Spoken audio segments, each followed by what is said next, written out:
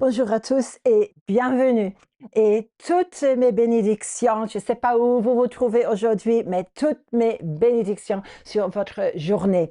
Je commence vraiment avec toutes mes excuses parce que vendredi dernier, j'étais en déplacement, j'étais fatiguée et je n'aime pas juste amener quelque chose quand vraiment je ne suis pas prête et je ne suis pas sûre d'avoir reçu tout le cœur du Seigneur. J'espère que vous comprenez également.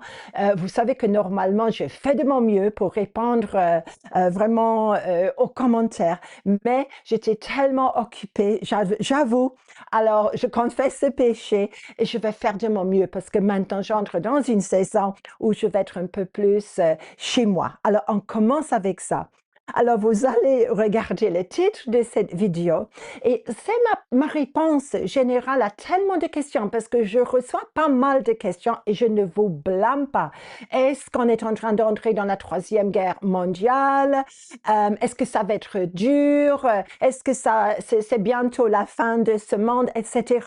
Et je vous comprends complètement. Et il y a des angoisses qui sont attachées à cette sorte de choses.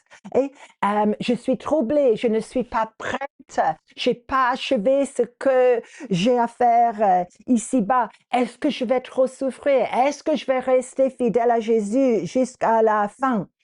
Mais soyons honnêtes, plusieurs personnes m'ont dit, mais est-ce qu'on est en train d'entrer dans la Troisième Guerre mondiale? Hein? Mais moi, je crois que inévitable, j'ai déjà vu cela. Oui, euh, il y a des guerres qui hantent vraiment une échelle absolument globale. Sauf que pour nous, j'ai une question et je suis très honnête avec moi-même. Est-ce que je veux dire, est-ce qu'on va entrer dans une guerre qui va m'affecter moi? Euh, ou juste une autre nation assez loin, alors je peux avoir beaucoup de compassion pour eux, mais ça ne m'affecte pas moi. Soyons honnêtes. Est-ce que ça va affecter le prix de pétrole, mes finances, mes impôts? Est-ce que je vais beaucoup souffrir? Est-ce qu'on a le bon leader qui va nous résoudre tous les problèmes? C'est normal et c'est humain. Mais la clé actuellement, parce que l'épouse, elle doit avoir absolument l'oreille de l'époux. Et la clé, c'est vraiment comme l'apôtre Jean, de tendre notre oreille spirituelle vers le cœur de Jésus qui pointe vers le cœur du Père, qu'on puisse vraiment ressentir les urgences, l'amour du Père aussi, qui nous pointe dans la bonne direction. Il faut poser les bonnes questions, il faut sortir notre Bible aussi, et surtout, il faut chercher euh, avec à travers notre oreille spirituelle, le cœur du Père. Et c'est ça qu'on va avoir les bonnes réponses et ça nous positionne complètement bien pour pouvoir intercéder. Et je commence avec le monde des Oliviers. Je ne sais pas si vous avez été à Jérusalem, sans doute, presque le premier endroit qu'on vous montre, c'est la vue magnifique de Jérusalem sur le mont des Oliviers. On est d'accord. Et le Seigneur, il m'a parlé de nouveau de ce lieu-là. Et vous savez, pour Jésus et pour ses disciples, c'était un lieu qu'ils fréquentaient quand ils étaient à Jérusalem, un lieu de d'intimité, un lieu où Jésus, il a prédit déjà l'avenir et un endroit aussi où les disciples, le noyau, cherchent Jésus pour savoir, comprendre. J'ai pris Marc aussi, mais bien sûr, vous allez trouver dans d'autres évangiles. Aujourd'hui, j'ai choisi l'évangile de Marc et ça va être chapitre 13. Et le choc des disciples, je mesure le choc de ces disciples-là. Pour eux, c'était des gens de la Galilée et pas connus pour être métropole d'Israël à l'époque. On est d'accord. Jérusalem, c'est le sommet pour les Juifs. Le temple magnifique, il faut comparer cela avec le Taj Mahal, avec l'abbaye de Westminster, par exemple, ou Notre-Dame. Hein? Vous, francophones, vous allez vous souvenir du choc quand on a vu l'icône Notre-Dame avec les flammes qui sortaient de partout. Et la, la, du temple, Pour ces disciples-là, c'était une dévastation inimaginable, juste inimaginable, la fin du monde pour eux. Et nous, aujourd'hui, on fait face à la fin de beaucoup de choses que nous, on a connues. Et là, Marc, l'évangile de Marc, Jésus, il a prophétisé sur le temple, bien, bien visible du sommet du mont des Oliviers, que le temple va être détruit et une pierre ne va pas rester sur une autre. Et bien sûr, Jésus, il voit déjà l'attaque par le général de Rome, Titus, le 9 av, quelques années plus tard, quand en effet, tout a été rasé. Mais il va plus loin parce que, bien sûr, dans la tête de ses disciples, et attention, parce que nous, on peut être pareil, eux, ils avaient le monde que eux, ils connaissaient dans leur tête. Et pour eux, la destruction d'Israël, de leur temple, juste inimaginable.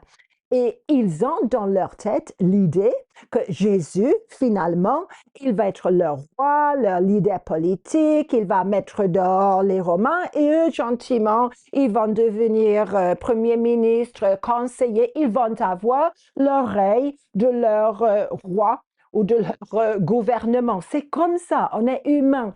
Et soyons honnêtes, nous aussi, on est humains. Mais face à la fin de tout ce qu'ils ont connu, ils sont un peu démunis, comme nous aujourd'hui. Notre réponse, allons tous sur le mont des Oliviers. Et là, on va parler cœur à cœur avec Jésus. Et l'épouse, elle a accès, quand elle est prête, elle a accès à l'oreille de Jésus, au cœur de Jésus. Et ça va nous pointer vers le cœur du Père.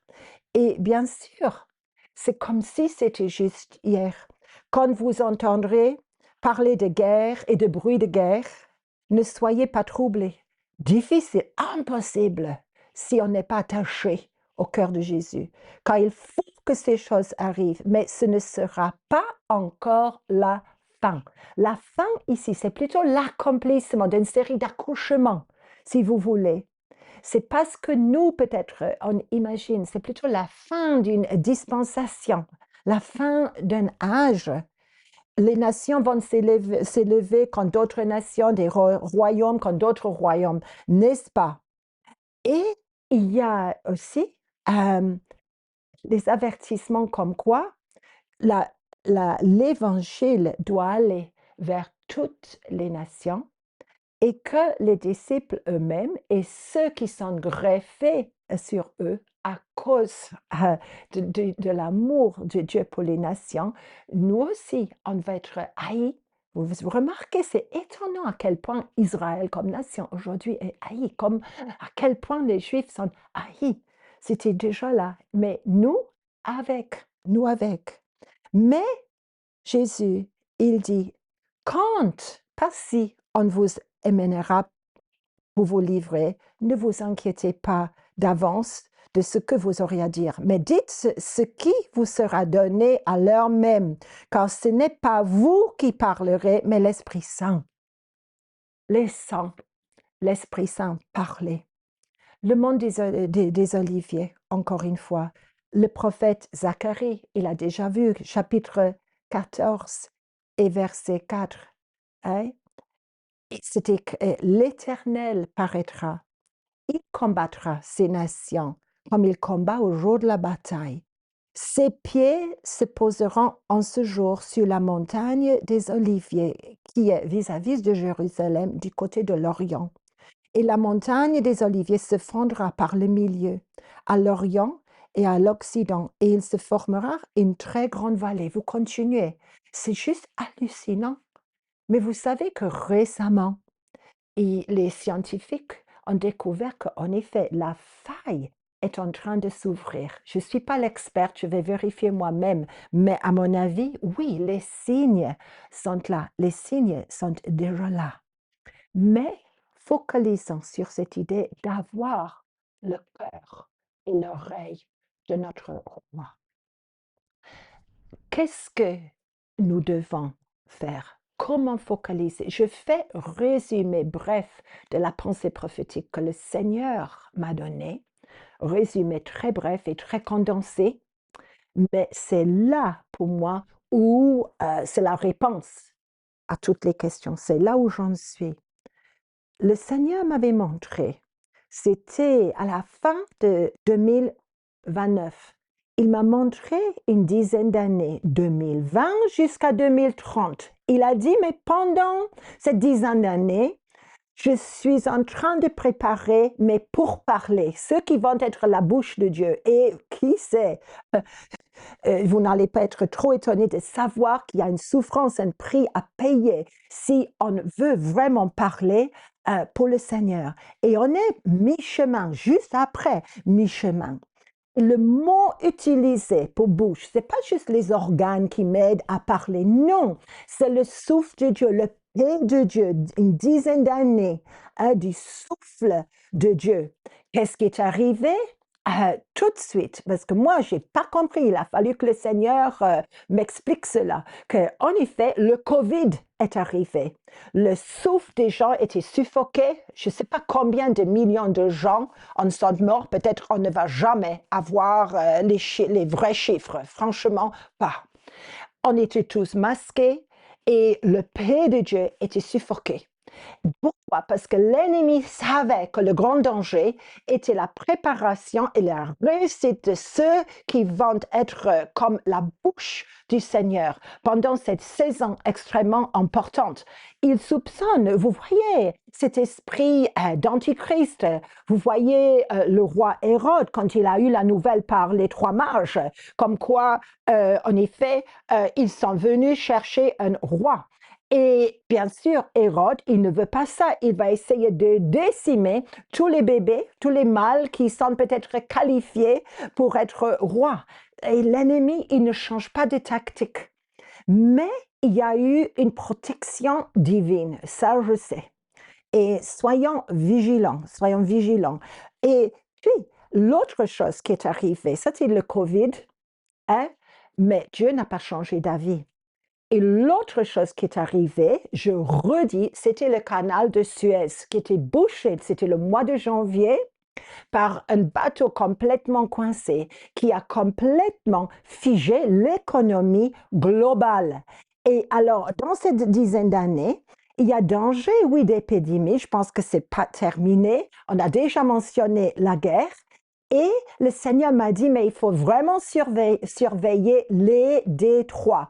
Actuellement, hein, j'ai prié pour le canal de Suez, le canal de Panama, les détroits de Bering, la Manche, il y en a d'autres. Je ne vais pas mentionner l'hémisphère du Sud en ce moment. Vous avez également des détroits qui sont dangereux parce que qui contrôle là peut contrôler les finances, l'économie mondiale. On est très, très, très vulnérable. Actuellement, avec la publication de cette vidéo, il est question des détroits de Hormuz. Hein? Et vous n'avez pas besoin de moi, tout le monde est en train de regarder, horrifié. Il faut surveiller les détroits. Il y a également, le Seigneur commence à me montrer des détroits qui sont par terre. Ici, on parle d'un canal où il y a l'océan, il y a la mer. Il y en a d'autres, mais ça va être une prochaine vidéo. Ça concerne l'économie mondiale. Est-ce que c'est une bonne chose de paniquer? Pas du tout. Mais le Seigneur donne des stratégies comme quoi on va trouver le moyen de contourner ces choses. Ça également est une autre vidéo. Hey, quoi d'autre? On est mi-chemin. Et il y a comme une balance. Vous voyez, une balance. Et c'est en train maintenant de changer. On est mi-chemin entre ces années-là et entre 2025, 2026, beaucoup de choses changent. Il y a des choses, c'est pas la peine maintenant de demander le changement. C'est comme si c'est fini, c'est fixé et personne ne peut changer.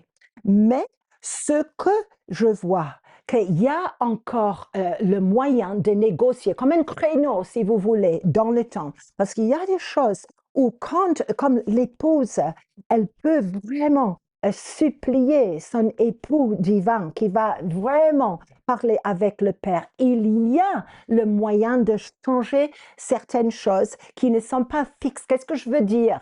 Quelque chose qui est non négociable, qui est complètement fixe. Par exemple, comme les fêtes d'Israël.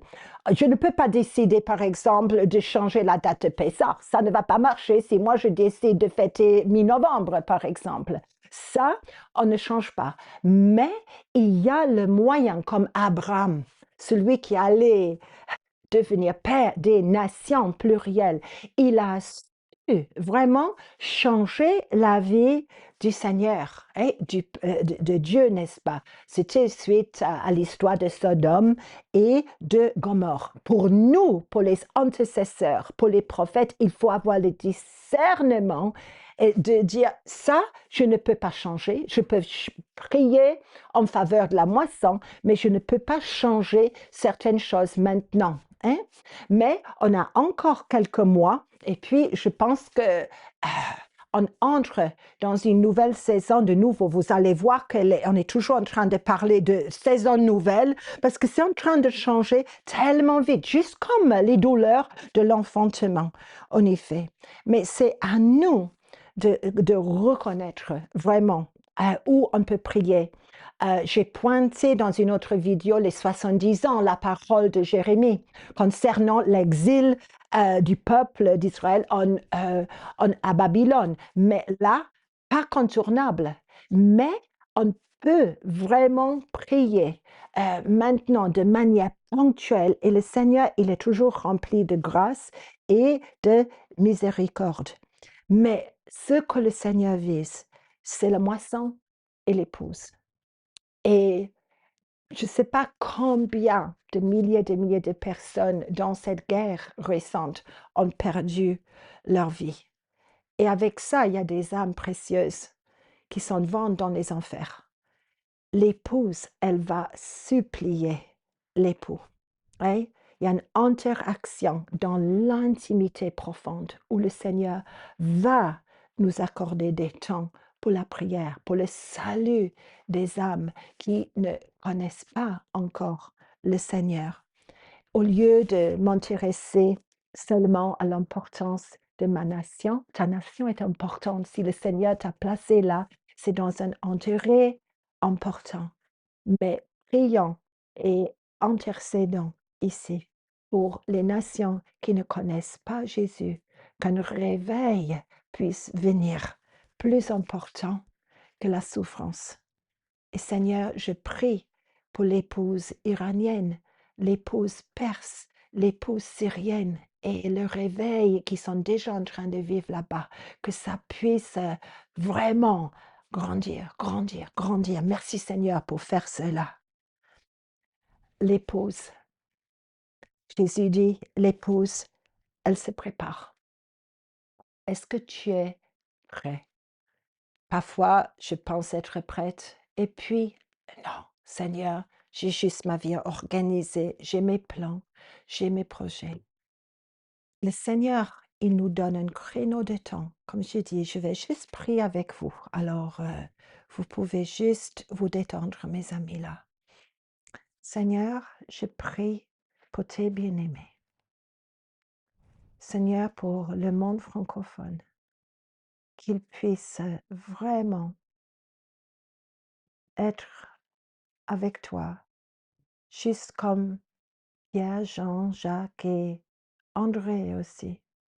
Seigneur, on te demande, on a besoin de savoir quand et comment ça va être. Nous aussi, on doit faire face à la fin de notre monde. Eux, ils ont déjà fait. Mais rentrons avec Jésus au mont des Oliviers, où il va finalement venir poser ses pieds. Pas étonnant, c'est un endroit qu'il connaissait, un lieu d'intimité. Et Seigneur, que tu puisses toucher notre cœur, que tu puisses préparer pour chaque bien-aimé qui écoute cette vidéo un temps dans l'intimité, dans les yada, avec ton cœur, qui nous pointe vers le cœur du Père. Qu'on puisse être dans le calme, qu'on puisse vraiment te connaître, comprendre, que tu puisses nous donner courage et force, qu'on puisse avoir complètement ton cœur. C'est un résumé très bref aujourd'hui. La question, c'est pas tellement est-ce que c'est déjà la troisième guerre mondiale, c'est est-ce que la moisson est achevée et est-ce que l'épouse est prête parce que c'est elle qui va commander finalement. Et la question, est-ce qu'on peut prier que le Seigneur puisse donner quelques moments où on peut prier en faveur des nations pour un tournant qui va nous gagner beaucoup d'âmes pour son royaume. Soyez bénis, mes amis.